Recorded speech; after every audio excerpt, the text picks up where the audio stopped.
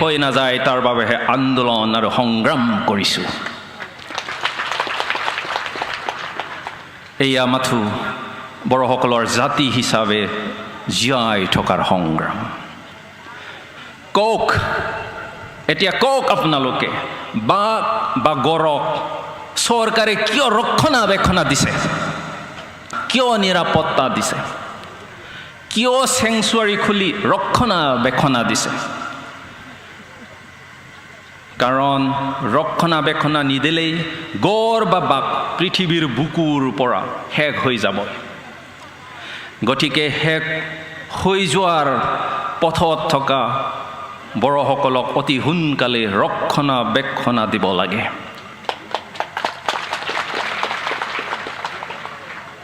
বড়োসকলক ধ্বংসৰ পৰা ৰক্ষা কৰিব লাগে। বহুতে কয় বড়োসকলৰ বুৰঞ্জী নাই, ইতিহাস নাই, সেইকাৰণে বড়োলেণ্ড দাবীৰ কোনো ভিত্তি নাই।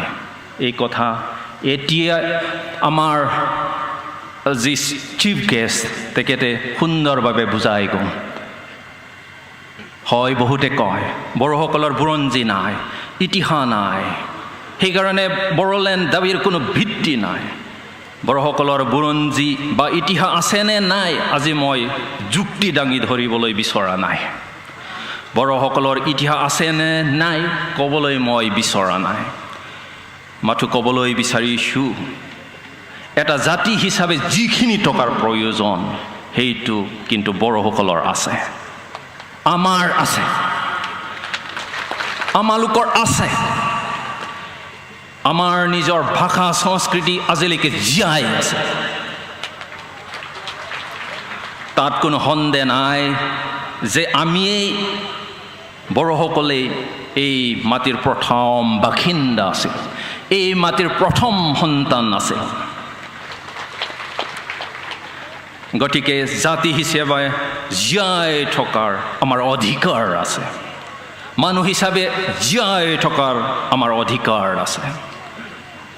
ইতিহাস থাকিলেও বুৰঞ্জী থাকিলেও সংগ্ৰাম নকৰিলে একো নাপায় না। আমাৰ বুৰঞ্জী থাকিব পাৰে বা ইতিহাস থাকিব পাৰে, কিন্তু সংগ্ৰাম নকৰিলে একো নাপায়। আক্ৰাছৰ সভাপতি বিশ্বজিৎ ৰায়ে ডাঙৰ ডাঙৰকৈ কৈ থাকে যে বড়োসকলৰ ইতিহাস নাই, বুৰঞ্জী নাই, সেয়েহে বড়োসকলে বড়োলেণ্ড পোৱাৰ যোগ্য নাই, কোনো ভিত্তি নাই। কিন্তু দেখোন বুৰঞ্জী থকা ইতিহাস থকা বিশ্বজিৎ ৰায়ে দেখোন এতিয়ালৈকে ট্ৰাইবেল ষ্টেটাছো পোৱা নাই।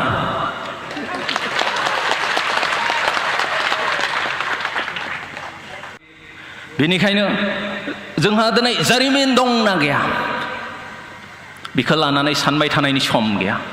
जोंहा राव हारिमु दं, राव हारिमुखौ लानानै जोंनि सिनायथिखौ लानानै बुहुमनि बिखायाव हारि बायदियै गावनि हायाव गावनि सिमानि गेजेराव थांनानै थानो मोन्थाय दं।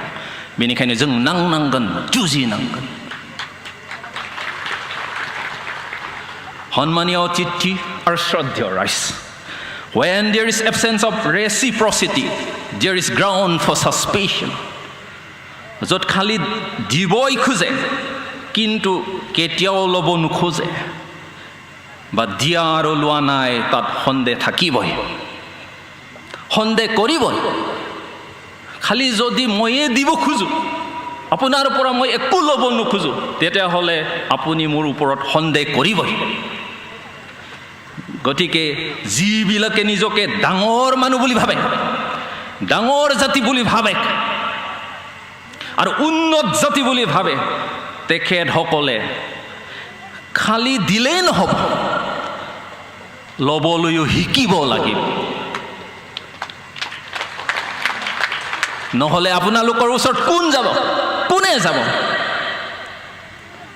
আপোনালোকৰ লগত থাকিব কোনে? কোনেও নাথাকিব।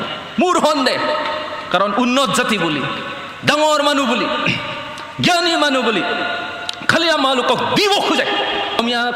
অসমীয়া ভাষা নক'লে আমাক অসমীয়া নহয় বুলি ক'ব, আমাক বেয়া পাব। কিন্তু কিমান অসমীয়াই আজি বড়ো ভাষা কৈছে নকয় গতিকে খালি দিব বিচাৰিলে নহব খালি দিব বিচাৰিলে নহব ল'বও লাগিব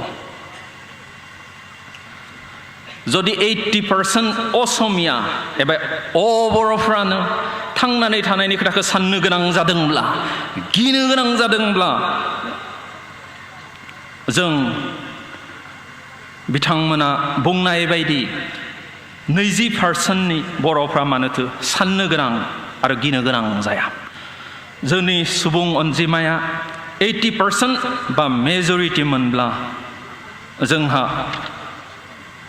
नांनांगौ गैयामोन जों मेजरिटि मोनब्ला जोंहा नांनांगौ आरो जुजिनांगौ गैलियामोन जोंनो गावनो सरकार दानो हागौमोन आरो नांगौ बायदियै थांनानै थानो राहा लामा खालामना लानो हागौमोन बुङो दिनै बर'फोरनि सुबुं अनजिमाया मात्र 20% सो होनना बुंदों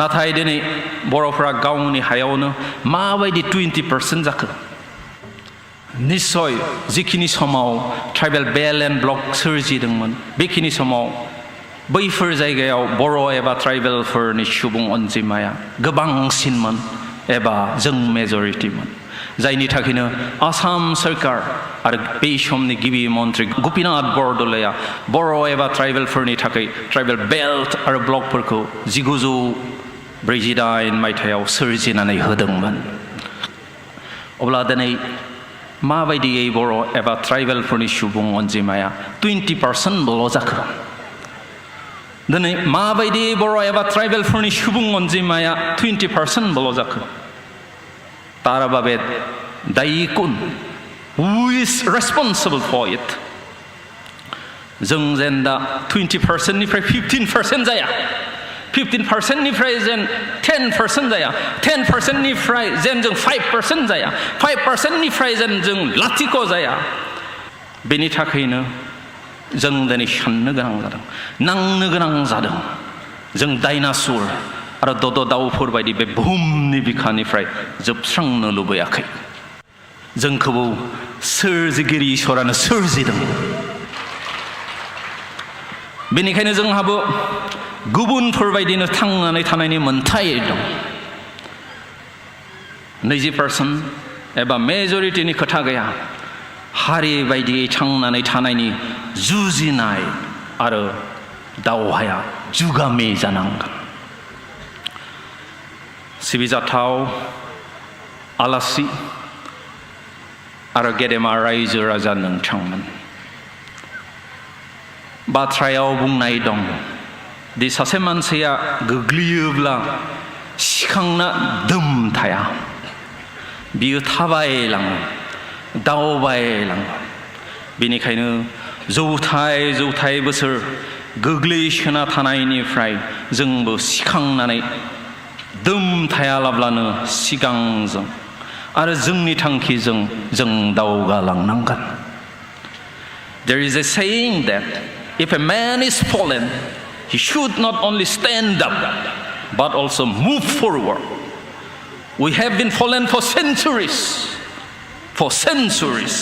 so now it is time not only to stand up but also to move forward towards our destination नुजाथि फैनाय गेदेमा आलासि आरो रायजो राजा नोंथांमोन जों मोनसे थांखियावनो थायोब्ला सिमां मोनसेखौनो नुयोब्ला मोनसे हारि होननानै सानोब्ला आरो गासैबो सैथोआव थायोब्ला आरो फोथायोब्ला जोंखौ बे बुहुमाव रावबो बोखावनो हानाय नङा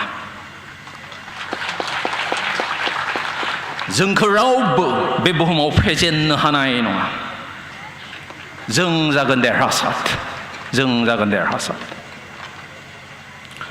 As long as we profess one faith, one nation, and one principle, and one dream, no force on earth can divide us. No force can defeat us. Gedemalasi Ararai Raja Nangchangman. We know that dialogue is the highest form of fighting or war. जों मिथियो जे जि सावरायनाय बिनो बयनिसायबो गोजौ थाखोनि नांनाय जुजिनाय एबा दावहा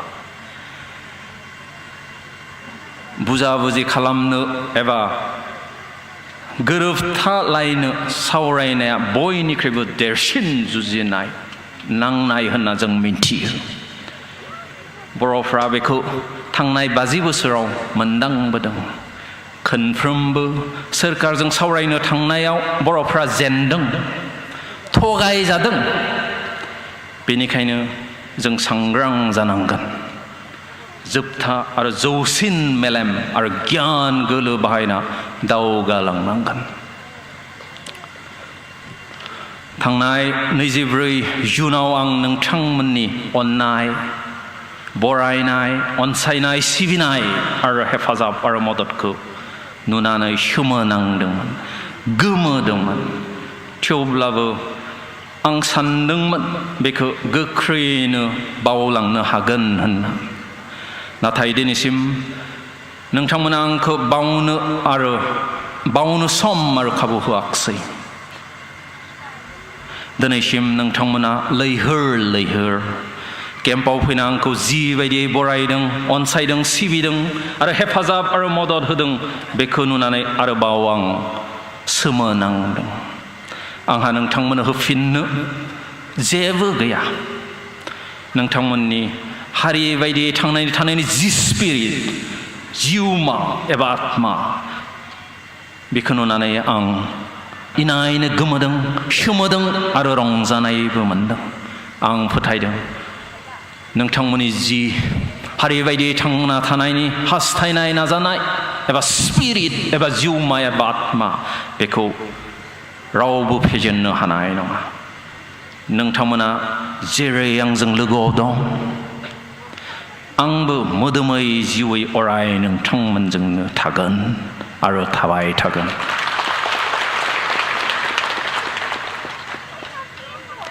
नोंथांमोननि हारि बायदियै थांनानै थानायनि जि स्पिरिट एबा जिउमा बेनो सानसेब्लाबो जोंखौ देरहासार खालामगोन होनना आंहा गोथौ गुवार फोथायनाय दं Last but not the least, I would like to thank the media for covering this auspicious day, the celebration of the 27th anniversary of National Democratic Front of Boro.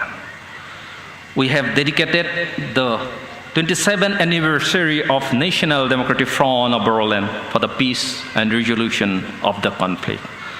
So I would like to request all the media to convey our message, our theme to the people and to the government of India. जोबथारनायाव जाय रायजो राजाफ्रा लैहोर फैना गोबां दुखु दाहा लाना दिनैनि बे 27थि गायसन सानखौ खुंनाय आरो फालिनायाव जाफुंहोबाय बेनि थाखाय गोसो गोरबोनिफ्राय साबायखर बावहरबाय NDFB नि गासै मावथि आरो ex-NDFB फोरनिसिमबो गोबां दुखु दाहा लानानै दिनैनि बे मेलखौ जाफुंहोनायनि थाखाय गोसो गोरबोनिफ्राय गोबां साबायखर बावहरबाय